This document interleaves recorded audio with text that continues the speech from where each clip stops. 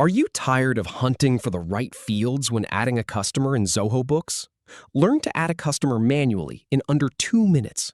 We'll walk through each field, from opening Zoho Books to saving the customer. Follow along to get it done fast. Start by opening Zoho Books in your browser. Then, go ahead and click on the Sales module from the left sidebar. Now, click on Customers to get to the customer list. Click the New button to begin adding a new customer.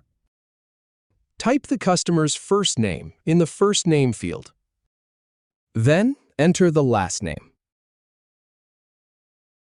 Now, fill in the display name. This is how they'll appear in your records. Or, if you have a contact like Johnny AI, you can click that to autofill the display name. Next, type in the email address. And then, add the phone number.